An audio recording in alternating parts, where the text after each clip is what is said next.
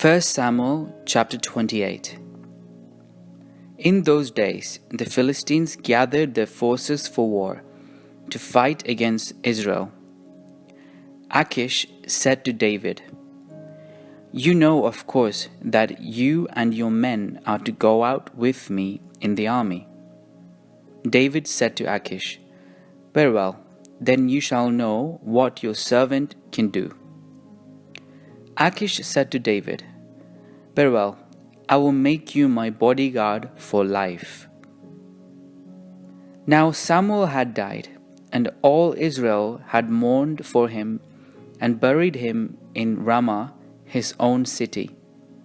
Saul had expelled the mediums and the wizards from the land. The Philistines assembled and came and encamped at Shunem. Saul gathered all Israel, and they encamped at Gilboa. When Saul saw the army of the Philistines, he was afraid, and his heart trembled greatly. When Saul inquired of the Lord did not answer him, not by dreams, or by Urim, or by prophets. Then Saul said to his servants, "Seek out for me a woman who is a medium, so that I may go to her and inquire of her." His servants said to him, "There is a medium at Endor." So Saul disguised himself and put on other clothes and went there, he and 2 men with him. They came to the woman by night, and he said, "Consult a spirit for me, and bring up for me the one whom I name to you." The woman said to him, "Surely you know what Saul has done, how he has cut off the mediums and the wizards from the land.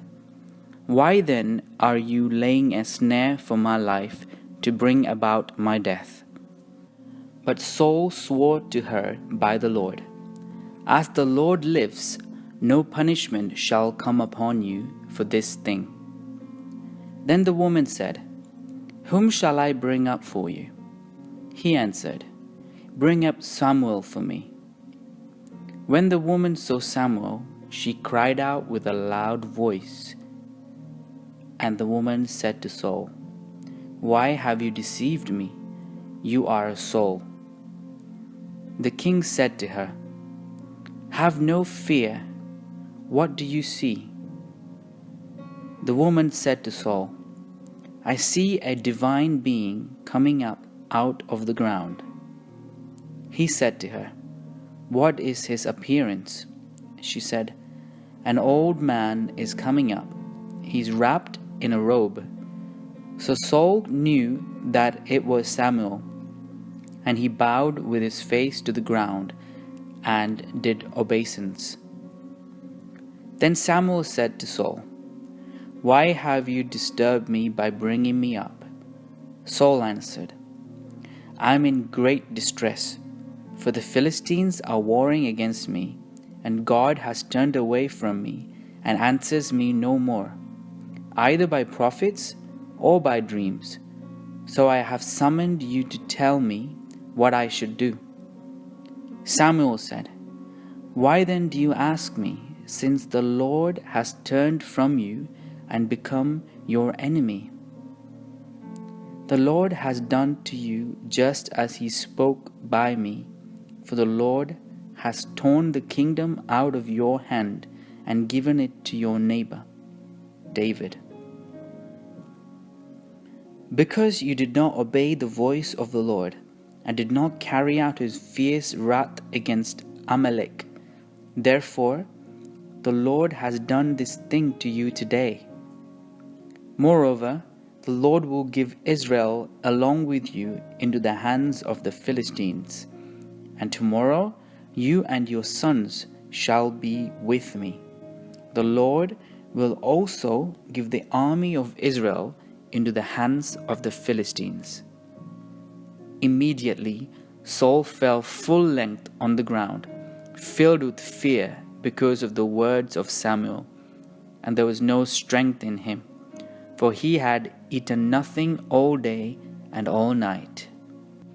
The woman came to Saul, and when she saw that he was terrified, she said to him, "Your servant has listened to you. I have taken my life in my hand, and have listened to what you have said to me. Now therefore, you also listen to your servant. Let me set a morsel of bread before you. Eat, that you may have strength when you go on your way." He refused and said, "I will not eat." But his servants, together with the woman, urged him, and he listened to their words. So he got up from the ground and sat on the bed. Now the woman had a fatted calf in the house. She quickly slaughtered it, and she took flour, kneaded it, and baked unleavened cakes. She put them before Saul and his servants, and they ate. Then they rose and went away that night.